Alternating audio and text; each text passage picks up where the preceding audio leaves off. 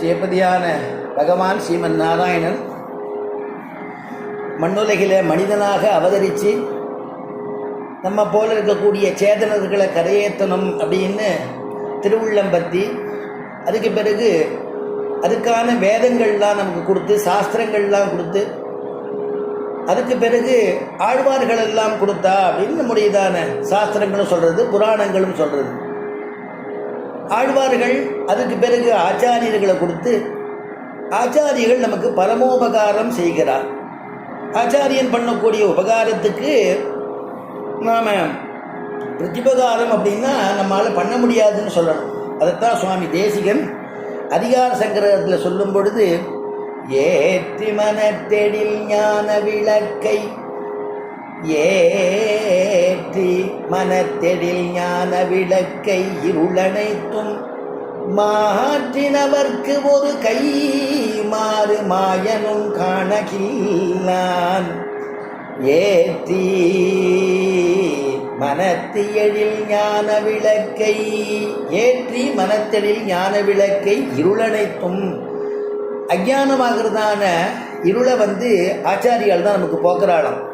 சுவாமி தேசிகன் சாதிக்கிறார், ஏற்றி மனத்தெழில் ஞான விளக்கை இருளனைத்தும் மாற்றினவர்க்கு ஒரு கைமாறு மாயனும் காணகில்லான். இந்த கிருஷ்ணனாலேயே அவருக்கு பிரத்யுபகாரம், ஆச்சாரியனுக்கு பிரத்யுபகாரம் பண்ண முடியாதான். பெருமாளே அவதாரம் பண்ணால் கூட வேதாத்தியனம் பண்ணுறதுக்கு ஆச்சாரியனை வரிக்கிறான், ஒரு ஆச்சாரியன் வேணும்னு. அதே மாதிரி ராமாவதாரத்தில் பார்த்தேன்னா வசிஷ்டர்கிட்ட காலக்ஷேபம்லாம் பண்ணினார்னு வருது. கிருஷ்ணாவதாரத்தில் பார்த்தேன்னா சாந்திபினி மகரிஷி அப்படிங்கிற மகரிஷியினிடத்தை ஆசிரியிச்சு வித்தையை தெரிஞ்சின்றார் அப்படின்னு வருது. அவளுக்கு பிரத்யுபகாரம் குரு தட்சிணையாக கேட்குறானே தவிர அவள் பண்ண ஒரு பரமோபகாரத்துக்கு பிரத்யுபகாரம் அவளாலேயே பண்ண முடியாதுங்கிறத சுவாமி தேசிகன் சாதிக்கிறார்.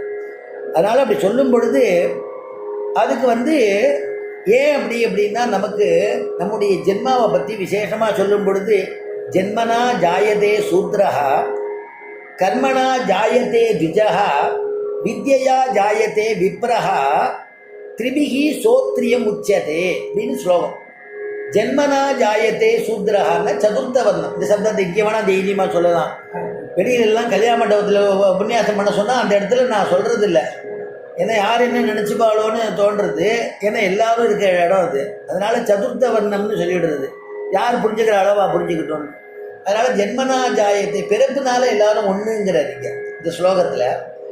கர்மணா ஜாயத்தே துஜஹா, கர்மணான்னா நாம் சந்தியாவந்தனங்கள் அனுஷ்டானங்கள் கர்மாக்கள் பண்ணுறதுனால தான் நம்ம பிராமணனாக ஆகிறோம் அப்படின்னு எழுதுறார். கர்மணா ஜாயத்தே துஜஹா. சரி, துஜஹா அப்படின்னுட்டா என்ன அப்படின்னா, துஜகான்னா தமிழில் இருபிறப்பாளர்னு தமிழில் பேர்.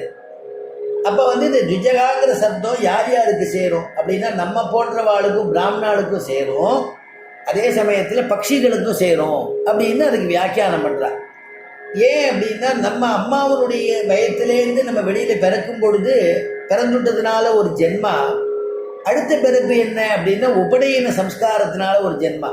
அதனால இருபிறப்பாளர்னு நமக்கு பிராமணனுக்கு பேர்.